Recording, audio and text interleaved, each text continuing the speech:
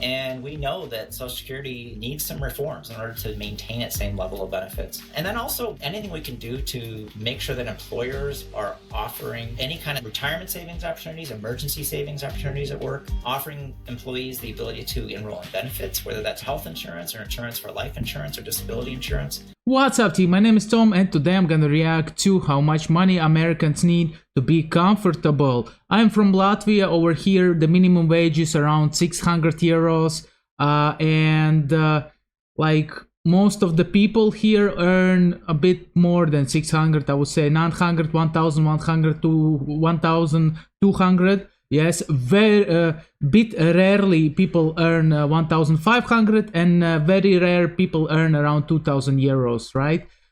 So let's jump in and let's see what this documentary will show us. 3 times what the average income is in this country, and to be essentially wealthy or really successful, it's magnitudes above that.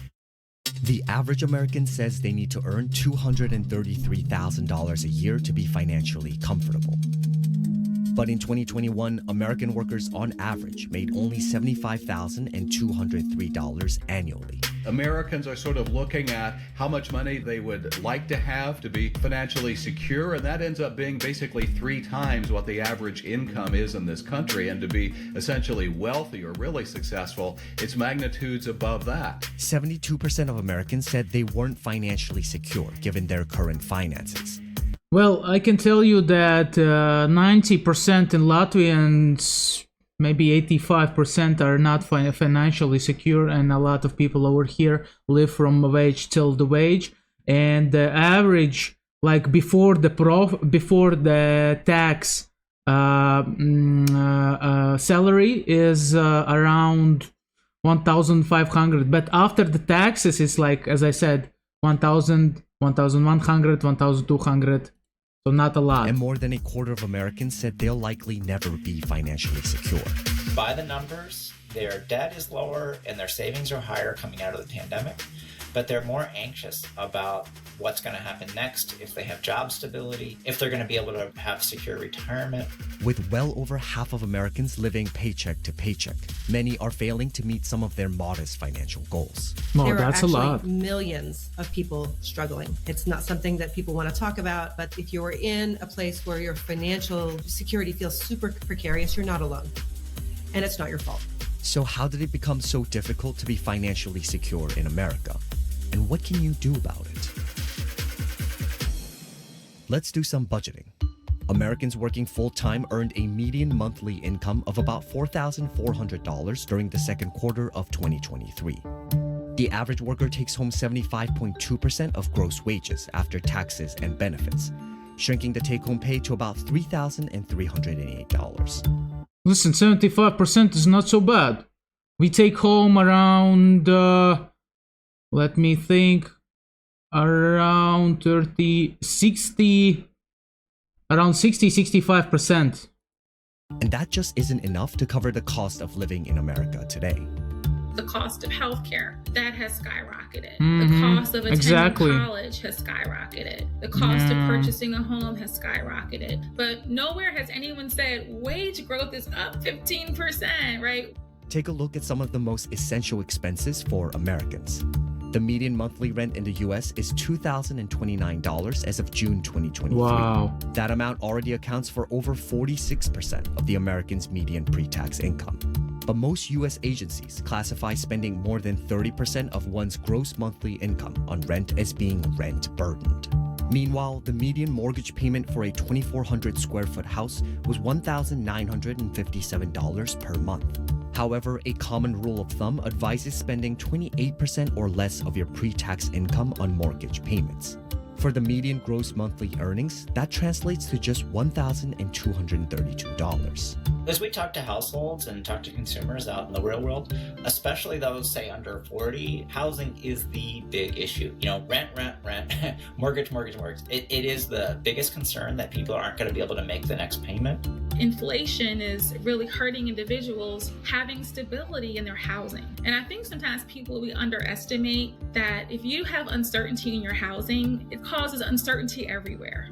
Housing is also the reason why. For sure. Here in Latvia, we have the thing that like the rent is if you compare it to America, it's very cheap. But if you compare it to our wages, it's high. Basically, like if you live alone, if you earn, let's say 1,500 on the hand, right, after the taxes, then it's good. But most of the time you will get like 1,000, as I said, 1,100. And to rent alone, you will have to spend at least, let's say, 500 euros. It means it includes the rent and utilities, and you're left only with 600, right? If you have a car, you need to like spend money on your car. You need to pay, buy some food, some clothes, right?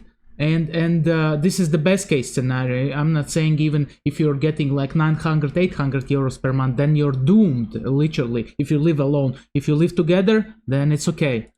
Cities have become more difficult to afford. Americans said it would require more than $1 million in net worth to be financially comfortable in places like San Francisco, New York, and Southern California. Man, San Francisco is so expensive. Some migration or mobility around the country where some people say, I'm living in a high-cost state like California or New York. We really want to sort of pack up and go to an area that's less expensive. And one of the ironies of that is those places that were cheaper before are now becoming more expensive.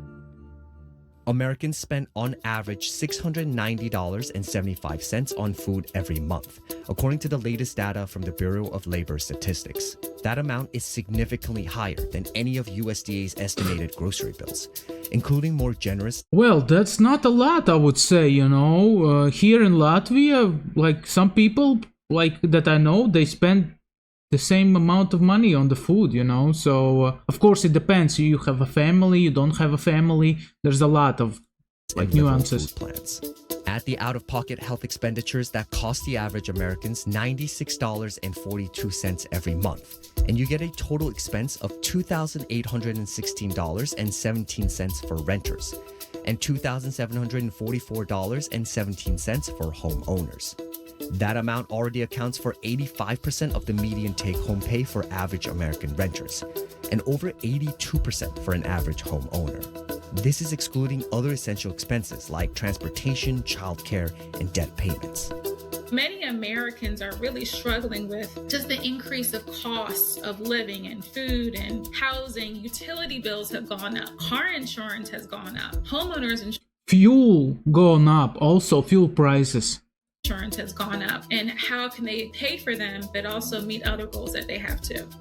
Budgeting experts advise Americans to spend just 50% of their net income on essentials, 30% on wants, and 20% on savings or paying off debt.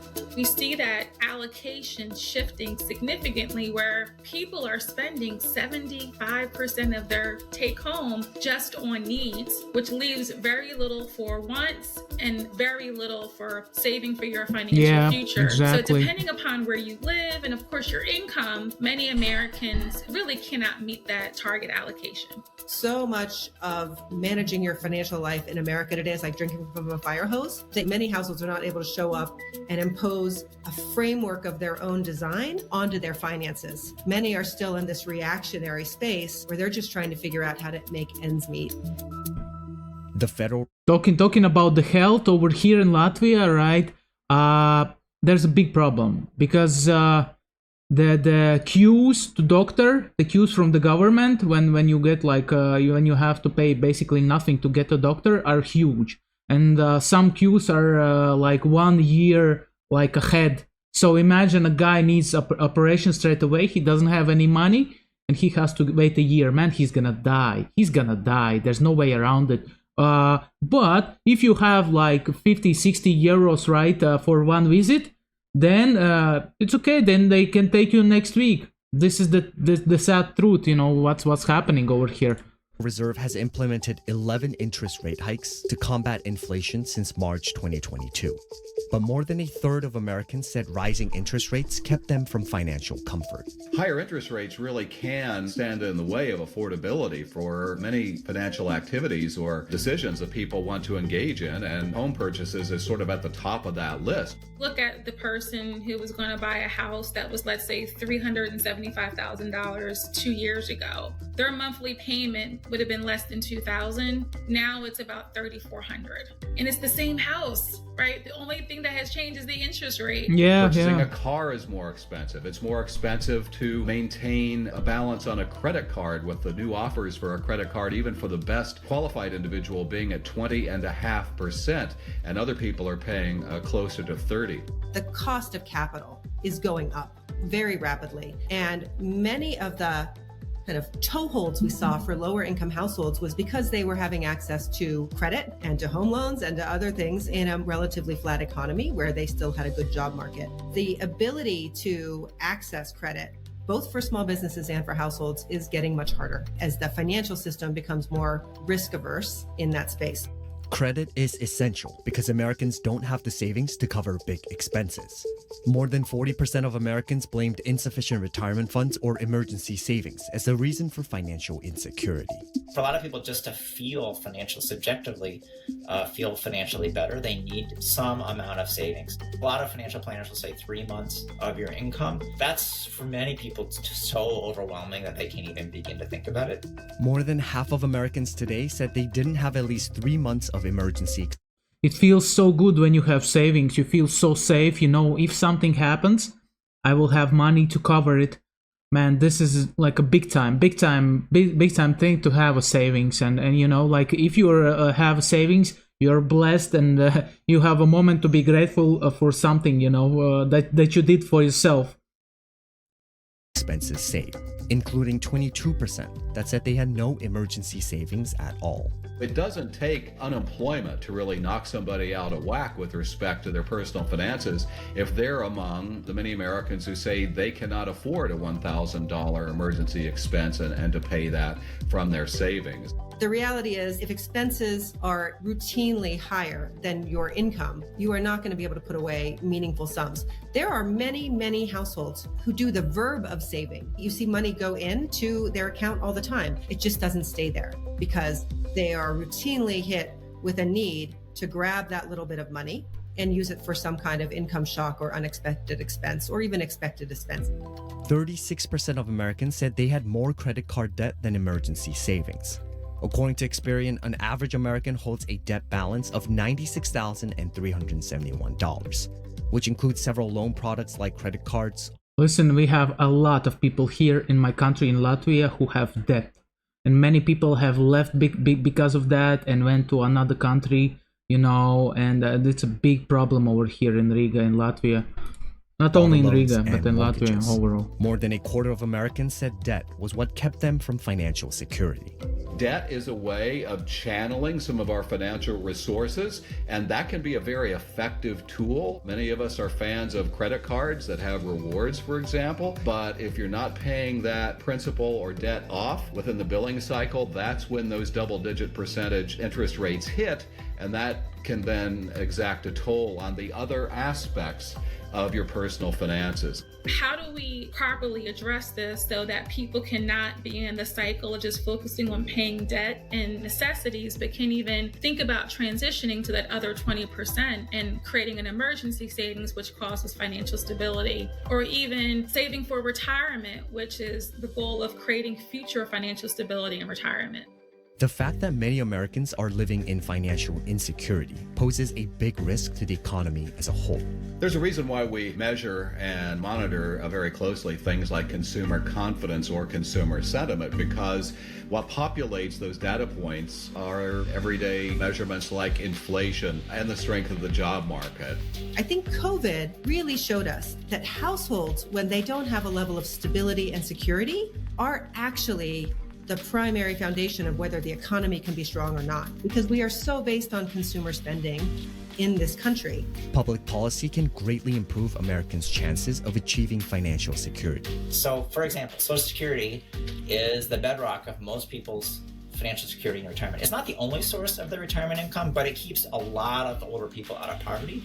And we know that Social Security needs some reforms in order to maintain its same level of benefits. And then also anything we can do to make sure that employers are offering any kind of retirement savings opportunities, emergency savings opportunities at work, offering employees the ability to enroll in benefits, whether that's health insurance or insurance for life insurance or disability insurance. You know, employers are a key part of this too, and public policies play a big role in terms of what employers can offer and at what price they can afford it. The household's willingness to work toward financial security is also important. Ultimately, the answer here is that solutions have to be arrived at the macro level as well as the household level. And so at some level, we all need to try to own our own financial success by managing our money as well as we can across the range of areas like emergency savings and retirement.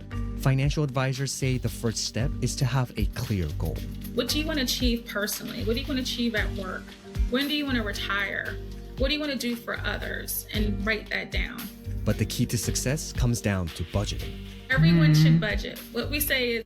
Absolutely, I agree. You need to, if you want to be wealthy, not rich, but wealthy, I think you have to count your money, because there's no way around it. If you cannot manage a small amounts of money, you won't be able to manage big amounts of money, period, So I agree absolutely. That's what I do in my life. That's what I suggest to other people. Budgeting is like the thing. It's not what you earn, it's what you keep. And exactly, so I agree. And have some transparency of where is your money going. Invest it and then make if you sure can. the budget that you have aligns with the goals that you wrote down. If you say you want to retire early, are you saving more to retire early? If you want to put your children through college, if you want to be debt free, are you paying more on your student loans? Are you paying more on your credit cards so you can be debt free? Make sure that your budget aligns with your goals. There are actually millions of people struggling. It's not something that people want to talk about, but if you're in a place where your financial security feels super precarious, you're not alone. And it's not your fault. Many people who have really high incomes and a lot of savings still feel financially anxious. So don't feel like this is your fault or something to do with the fact that your income isn't enough. We all have to deal with this in different ways. And the most important thing you can do is just acknowledge that and deal with it and not try to avoid it.